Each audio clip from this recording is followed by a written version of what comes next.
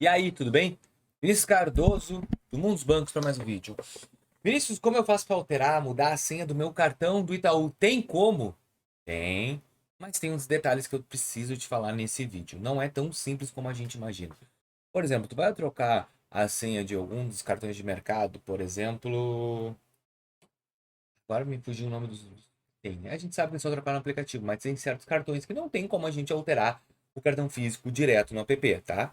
Na verdade tem, só que precisa de fazer outro procedimento. Eu vou te mostrar nesse vídeo a questão do Itaú. Telinha do celular aí. Vamos lá. Tu vai descer a tela e agora nós vamos na opção cartões.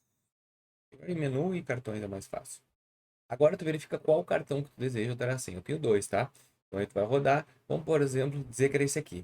Tu vai clicar em gestão do cartão, aqui na engrenagemzinha. Agora, ó, tu vai descer a tela e vai em gerenciar senha. Onde é que tá, Vinícius? Tem dados dos cartões. Ó, eu vou botar aqui, ó. Aqui embaixo, ó. Tá vendo ali? Gerenciar senha bem baixo. Primeiro, de baixo. Vai clicar ali. Agora tu tem como consultar tua senha, que é o que eu recomendo caso tu, poxa, me esqueci, não sei o quê.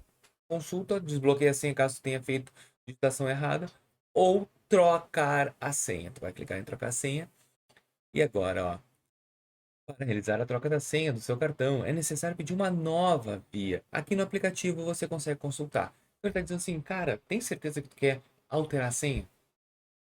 É muito mais fácil tu ver a tua senha e continuar com ele. E na verdade é, gente. Então assim, ó, mas eu quero alterar, tu vai ter que continuar mesmo assim. Ó, a sessão expirou, tá? Porque eu estava acessando o aplicativo.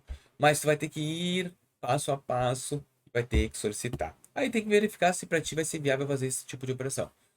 Eu prefiro muito mais que tu consulte a senha do que ver, 20 dias depois chega o cartão. Se tu estiver familiarizado e quiser usar o cartão como eu uso o cartão aqui, ó, direto no celular, beleza. Agora, se tu quer um cartão físico, o único jeito de mudar, alterar, é solicitando um cartão novo do Itaú, tá bom? Eu espero que vocês tenham entendido. Pô, Vinícius, gostei. O que eu devo fazer, cara, é bem simples. Deixa o teu like, se inscreve no nosso canal, hype esse vídeo. Ajuda, cara. Ajuda o mundo dos bancos a continuar seu crescimento. Muito obrigado. Fiquem todos com Deus e até o próximo vídeo. Valeu!